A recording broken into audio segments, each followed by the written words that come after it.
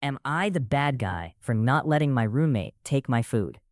I've been sharing a college apartment with a friend of a friend for a couple of months now, and recently, a problem has arisen that I just can't seem to shake off. My roommate has developed a habit of taking my food, and it's becoming increasingly frustrating. It doesn't matter what it is.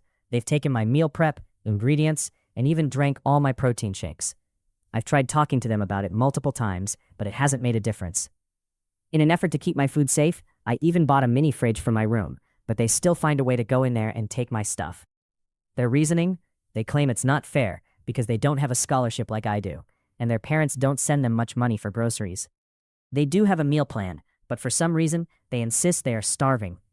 As someone who goes to the gym regularly and is health conscious, I like to meal prep for the week to stay on track. However, with my roommate constantly taking my food, it's throwing off my entire meal plan. This week, things came to a head when we had a blow-up argument about it. In the heat of the moment, they made a comment about how I make so much food that there's no reason I can't share some of it. Feeling fed up, I snapped back and suggested they should focus less on eating and more on hitting the gym. I know this comment might have been insensitive, especially since they are overweight and likely insecure about it, but I was just so tired of my food being taken without permission. I don't make a lot at my part-time job, so I can't keep affording to buy 2 sets of groceries. Now I'm left wondering if I'm the bad guy in this situation. Am I the bad guy if I didn't help my crying colleague at work?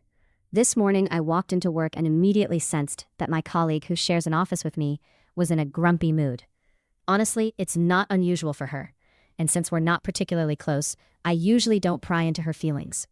I'm a 30-year-old head nurse, and she's a 55-year-old secretary, so our professional relationship has always been a bit distant.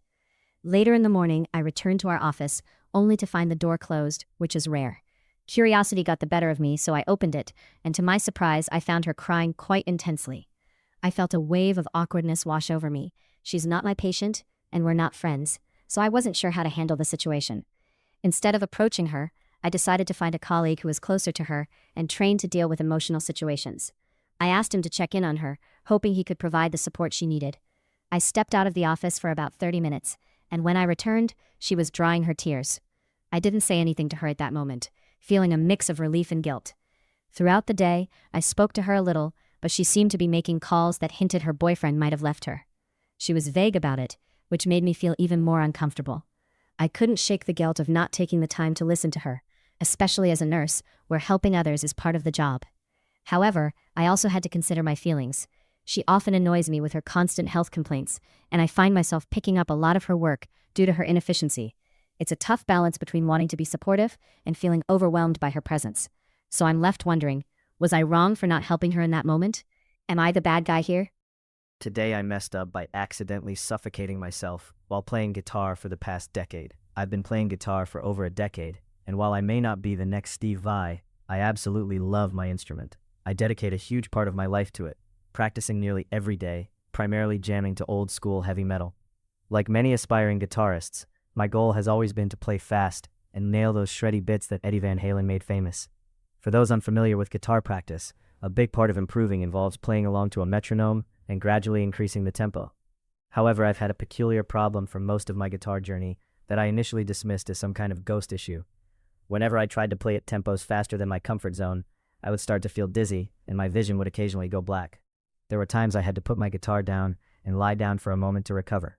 I've had some health issues in the past couple of years that could explain this, but I experienced the same symptoms even when I was perfectly healthy. I thought it might be due to gripping the neck of the guitar too tightly, so I spent countless hours working on that. While it did improve my technique, I still found myself nearly passing out when I pushed my speed limits. Then, one day while jamming to a fun song that was easy to play, I started to speed up a bit more than usual. Suddenly it hit me. I realized that every time I played faster, I was holding my breath until I finished. I thought to myself, oh my goodness. It was such an obvious oversight that I couldn't help but giggle. Looking back, I felt a mix of anger and amusement at myself for not figuring it out sooner.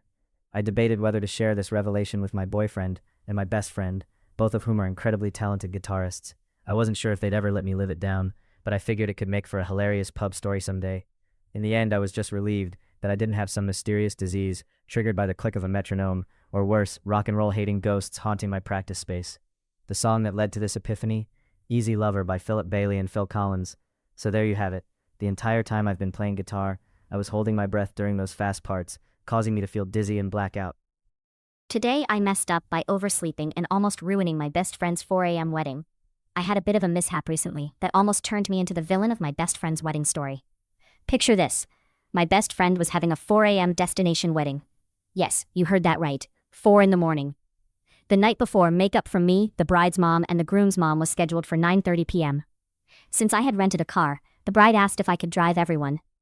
The bride's mom was staying at her sister's house, and the groom's mom was just 5 minutes away at a hotel. Easy peasy, right? Well, it turns out I didn't have it all figured out. For some inexplicable reason, my iPhone alarm decided to play a prank on me and went silent. This wasn't the first time it had happened, and no, my phone wasn't on silent mode. So instead of waking up at 9 p.m. like a responsible adult and supportive best friend, I woke up at 11 p.m. because my husband got up to use the bathroom. That's 2 hours late. Meanwhile, both moms had been waiting for me for an hour. In a panic, they woke up the bride to figure out what to do. So there I was, blissfully unaware, while my best friend was stress spiraling about her wedding, because I had vanished into thin air. Makeup didn't start until 10:30 p.m. for them, and mine didn't kick off until 11:30 p.m. When I finally saw my best friend, she was understandably upset. I felt like the worst friend ever and was hit with a wave of anxiety. I apologized 1,000 times, convinced I had ruined our friendship and possibly the entire concept of marriage. Eventually she calmed down, and the wedding turned out to be beautiful, but I still feel queasy thinking about it. I know I messed up by not waking up, and that's on me.